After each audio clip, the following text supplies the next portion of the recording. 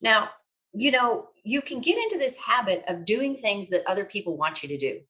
And you can get into this habit of doing things that really should be delegated to somebody else that they want to do.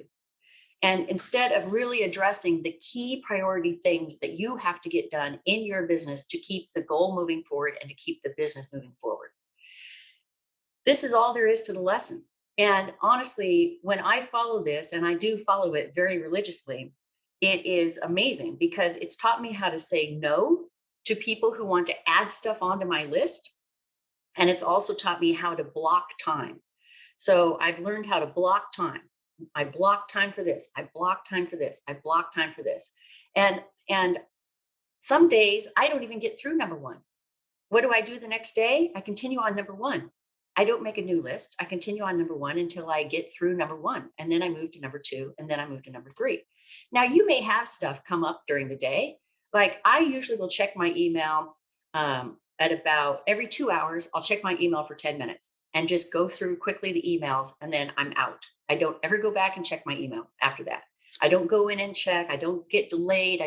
You know, I don't answer phone calls when I have set blocks of time that I need to be working on. I can always get back to those people. So that's how I leave my message. I block time on my calendar so that I don't get disturbed.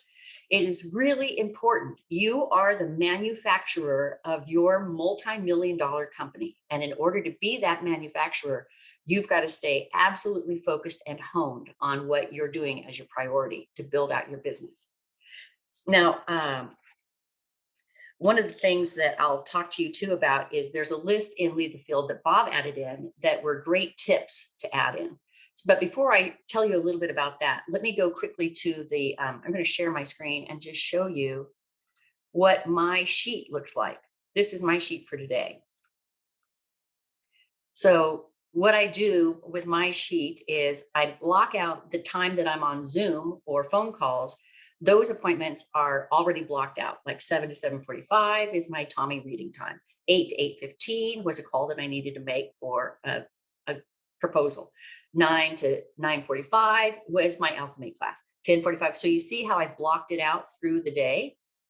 So let me see if I can get to see if I can get my mouse here to work. Yeah. So it goes all the way through. So the last thing I have going is 3:30 to 4:30, my mastermind team. So I block all of that out the night before, and then I go in with my ones, my two, my three, my four, my five. So number one was this first thing that had to be done for my alchemy class. And I had to create that form and I had to get it ready. Then number two, prepping for navigation. Now, there are other people involved in this. So to the side, I write an R for Richard and I have him send links, check email opens, and do something with a new member. So I have that over to the side. It's one quick email to him and I don't have to think about it again. Then I have number three. Then I have four. Then I have five. Then I have six. So you see how I just move through my day. And these are the only items that I put on the list. Now, if I don't get to the bottom of this list, it gets moved, of course, to the next task. But I don't let anything else get in the way of this day. If I need to do any cleanup whatsoever, I'll wait till Friday. And Fridays are usually sort of my freer day. And I'll give myself time between like 12 and 3 o'clock to just address stuff and get stuff ready for the next week.